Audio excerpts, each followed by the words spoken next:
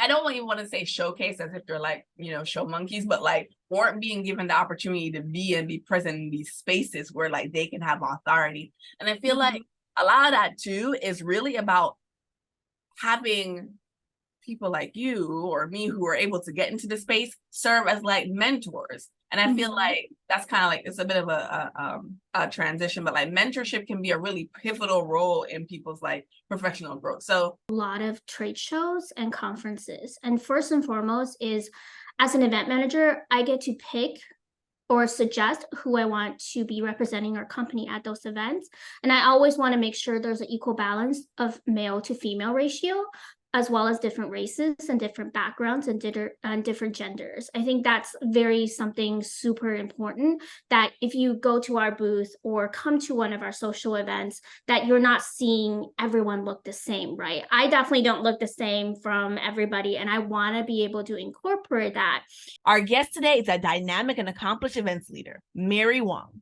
With a decade of experience, Mary is known for her expertise in planning and executing unforgettable events of all sizes. When she's not busy building out events months in advance, Mary loves planning adventures, fostering kittens, and indulging in delicious food. Welcome, Mary Wang. 1, 2, 3, welcome to Eventus 365, the podcast that's all about corporate events and the magic behind the scenes. I'm your host, Yanique DaCosta, and I am excited to take you on a journey through the world of corporate events. But before we dive in, let's talk about the stress of creating marketing material for your events. We all know how tough it can be when deadlines are tight and resources are limited, but guess what? YKMD Visual Communications has got your back. Our design firm specializes in working with corporate event professionals just like you, and we're here to help take the stress out of creating stunning graphics for your event. Our team of expert designers can deliver custom brand-compliant designs in just 12 hours. So whether you need branding, signage, marketing materials, or anything else, YKMD's got you covered. Okay, now that that's done, let's start the show. All right. So hello, Mary. Miss Mary Wang. With technology playing such a big role in event planning today, can you share some of your favorite tech tools that you rely on to like plan and execute successful events? Sure. So I would say first and foremost, I love a really good platform for like registering your attendees, so it's easier for the workflow, and then also to give them reminders, and then just making sure that they know when the event is happening. And I would say the two tools that I love is number one, Splash, and number two, Eventbrite. Eventbrite, especially since it's cheap or free and it's very easy to use. And I love how you can just check somebody in on your iPad or on your iPhone to create that seamless process. And then if it comes to more of like an end-to-end virtual or hybrid event, kind of like sitting in the event room and having that connection with the attendees, I would probably say my top choice is Hopin. I know there's a couple of other competitors out there like AirMe, On24, etc. I definitely really like Hopin. And then I just did so many virtual events in the pandemic, and I would say my favorite webinar tool would probably be Livestorm. Oh, okay. Livestorm is actually something I've never heard of before. I want to circle back because I am a newfound lover of Splash. And of course, a longtime lover and user of Eventbrite. What about those platforms do you like the most? Like, is it the efficiency? Is it the interface? Is it the ease of use? Like, what is it? Well, for Splash, definitely it is very splashy, so to speak, right? It's very easy to set up a great landing page and then to have all the information you need, but also kind of have a really good UX and UI to it, and something that, like, as an event manager, I don't have to code on the back end. So I was very fortunate to have companies that kind of believe in an external platform, but at the same time, I've definitely worked in companies that I had to build my own event landing page, and it's not looked anything splashy and pretty as Splash. And then Eventbrite, of course, was when I worked in startups that really didn't have a lot of money, that just needed to churn out landing pages that would have the most basic of information and then have a really seamless check-in process, especially if the event costs money, it's got a really easy kind of like connection to being able to pay for the event. So I would say that's why those two are always at the top of my list for just finding a quick solution to registering for your event and getting attendees in. We actually started earlier this year, and I say we, I mean my design firm. We started offering splash pages, Mm. like a end result, because we were like, all our websites were really like previously built on like WordPress, and like we live and die by that. And then our event clients were like, but do you guys do splash? And we're like, but let's figure it out. So we then went and got some training and came back and we're like, oh, okay, we can do this thing. And they were like, great, can you just so I just thought it was interesting that you brought that up. But then when you were talking about some of the virtual ones, I actually love Hopin as well. But I love it because I just feel like it's like super duper easy to use in terms of like the back end. But I have used AirMeet like for a virtual conference. So what do you feel like the biggest difference is between those two platforms? So I haven't really digged too much into AirMeet. My previous employer, we were starting to use it for more of our customer webinars, and that's somebody on my team who owns it. But I will say it is definitely very refreshing and very new. However, I just have so much more experience in Hopin just from like literally a year and a half of just doing virtual events and then attending virtual events. And Hopin has always been kind of one of those platforms that a lot of conferences that had to pivot really quickly from being in person into virtual and just hosting it on Hopin. Got it. Okay. All right, so switching gears just a little bit. Given like the importance of diversity, equity, inclusion in our world today, I think it's a very important thing anyway for me. How do you ensure that these values are incorporated into your event designing process? Sure. So in my previous backgrounds, as well as my current one, I do a lot of trade shows and conferences. And first and foremost is, as an event manager, I get to pick or suggest who I want to be representing our company at those events. And I always want to make sure there's an equal balance of male to female ratio, as well as different races and different backgrounds and different genders. I think that's something super important, that if you go to our booth or come to one of our social events, that you're not seeing everyone look the same, right? I definitely don't look the same from everybody, and I want to be able to incorporate that.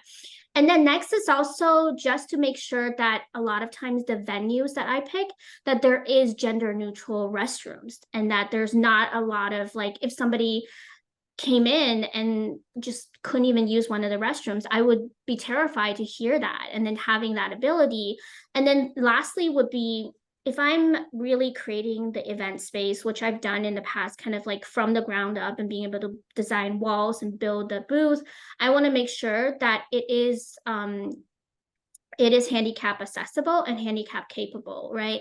So for example, like when I was designing booths in Europe, a lot of times they're much higher because of the fact that they want to have like wire management on the bottom. And I'm always stressing there needs to be a ramp. Yes, everyone technically, if we're walking, we can do a step up, but not everyone can if they're in a wheelchair. So just having something that easy and having like space for them to actually maneuver around is very important, and just making sure that it's all inclusive, right?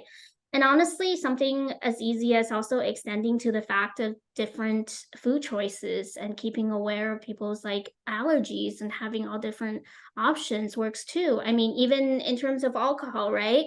I'm always making sure that the events that we put on, they not only have adult beverages, but they have enough water.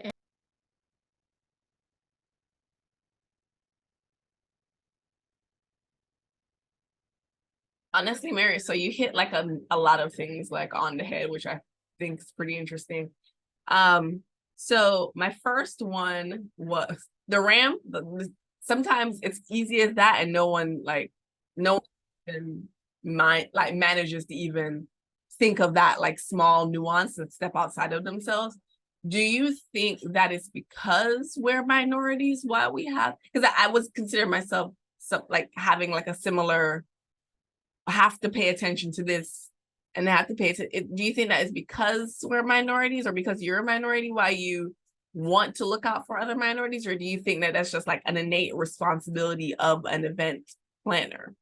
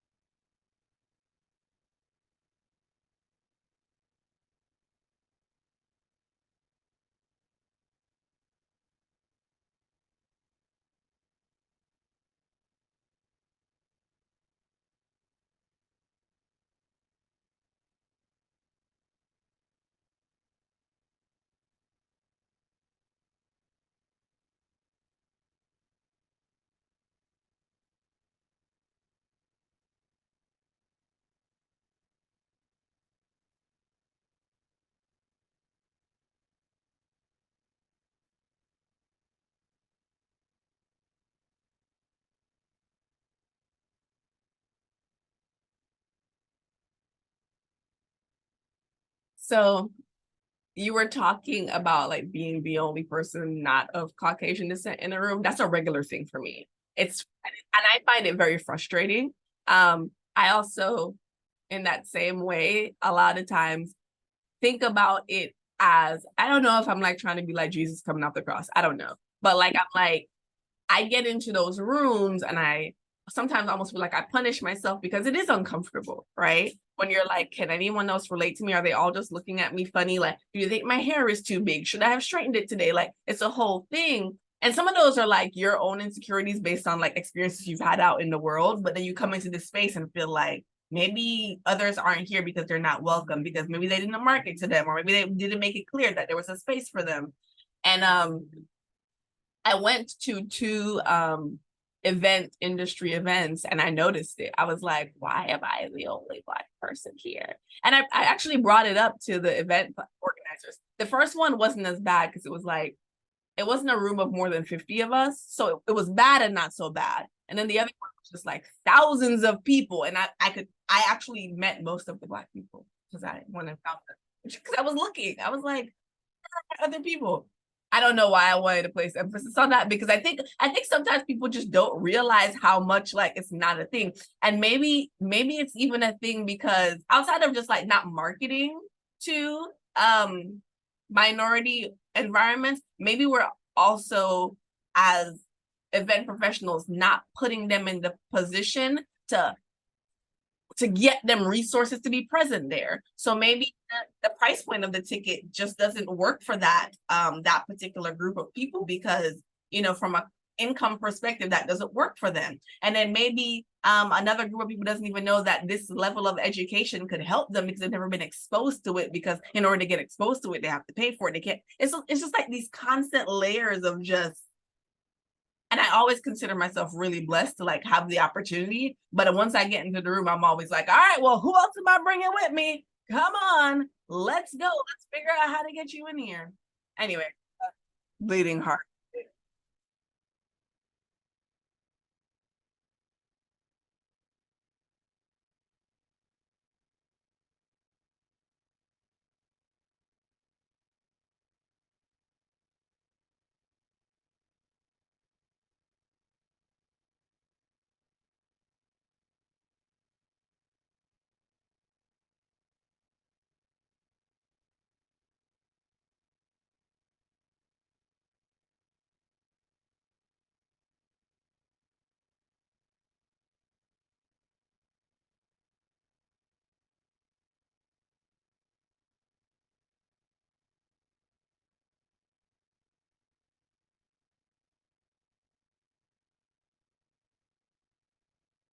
Horrible.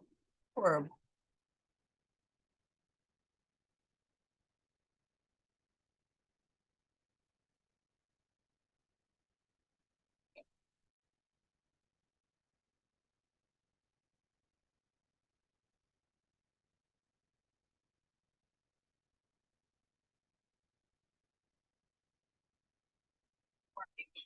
Yeah, I don't even want to say showcase as if they're like, show monkeys, but like weren't being given the opportunity to be and be present in these spaces where like they can have authority. And I feel like a lot of that too is really about having people like you or me who are able to get into the space serve as like mentors. And I feel like that's kind of like it's a bit of a transition, but like mentorship can be a really pivotal role in people's like professional growth. So could you share about a mentor who significantly impacted your career and how you seek um or how someone can seek a meaningful mentor in the events industry to kind of help them function in the space even when they don't see themselves represented?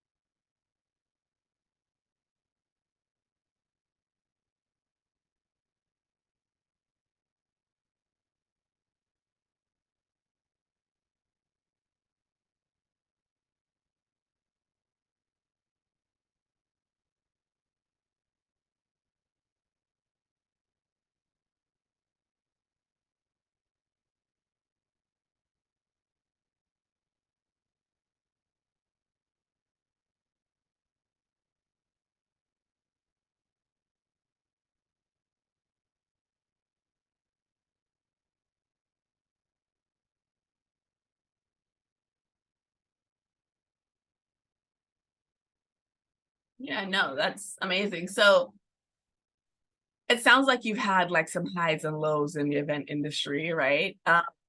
Can you share a highlight on how to cultivate empathy for event managers, especially when things don't go as planned? Because it sounds like someone had some empathy with you.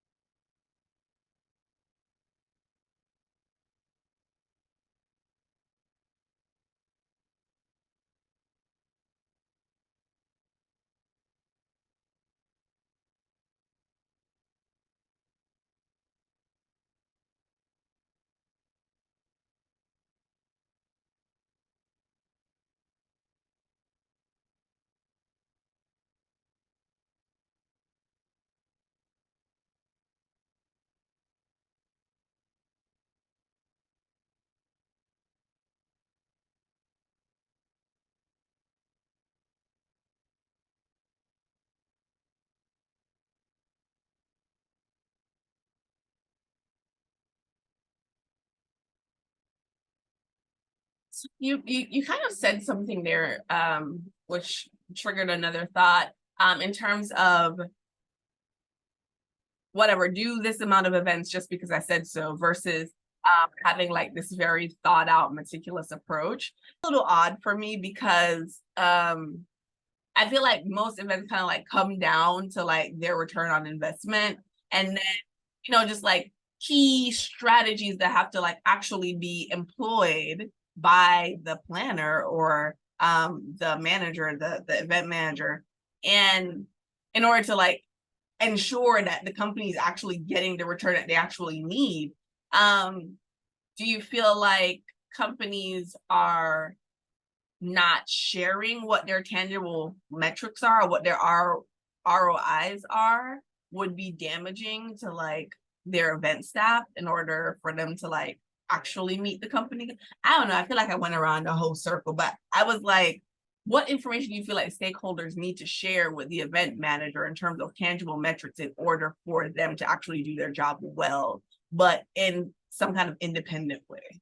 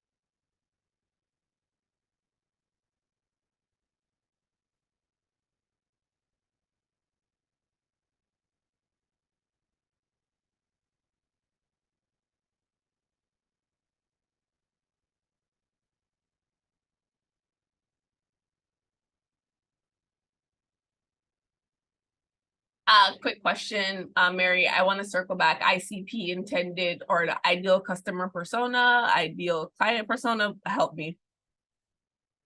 Oh, okay.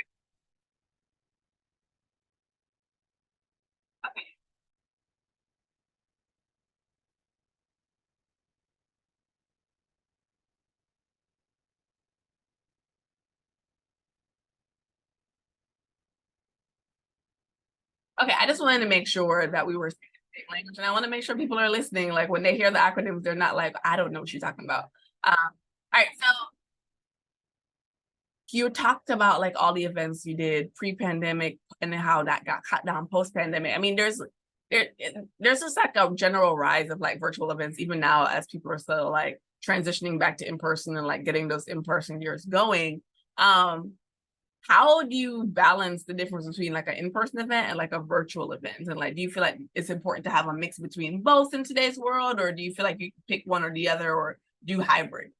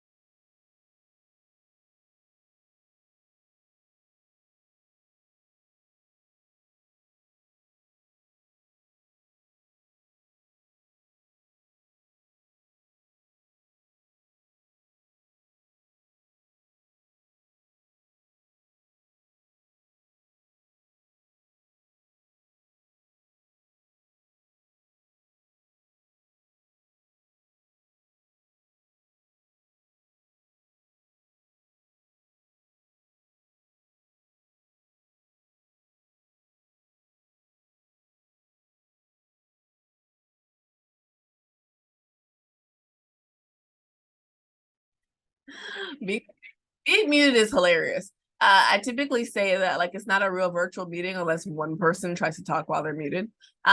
Okay, so I want to kind of like touch on something before we wrap up, but like outside of your personal life, like you're really passionate about like fostering kittens and like planning adventures. How do you balance your personal passions with your professional responsibilities? Because I mean, event planning life can be like super stressful. And I know sometimes event planners kind of like wear that as a badge, like, oh my gosh, so stressful.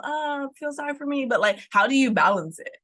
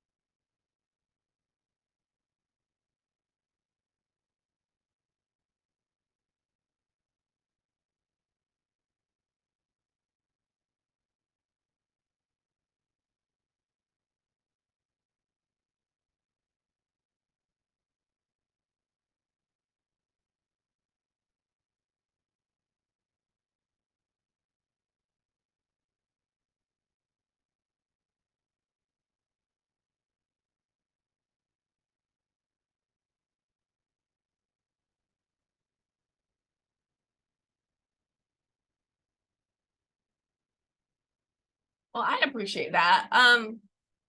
And I love that you like use your I love that it sounds like you don't think about it as labor. You think about just like incorporating it into like your everyday life. And I think that kind of approach will make the difference between being miserable at work and just being happy and fulfilled in any career.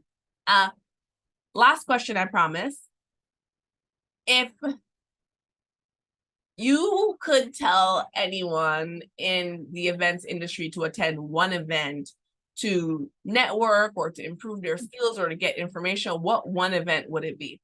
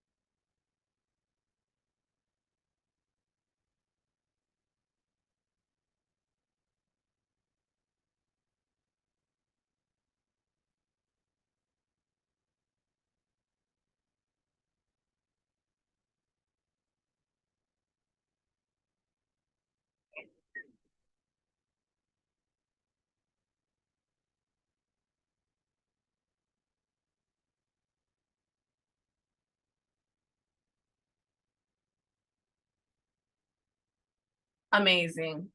Thank you so much, Mary. Thank you for your time. Thank you for hanging out with me. Thank you for sharing your knowledge. And thank you for just being willing to be here. And that's a wrap for this episode of Aventus 365. We hope you enjoyed listening and learning something new today. If you enjoyed the show, please leave us a review on your favorite podcast platform to help event professionals discover us. Don't forget to subscribe so you never miss an episode, and sign up for our newsletter for behind-the-scenes content and updates on upcoming events. If you have any suggestions for future topics or guests, or just want to say hello, you can reach us at info@eventus365.com. We love hearing from our listeners. Thanks again for tuning in, and we'll see you next time on Aventus 365.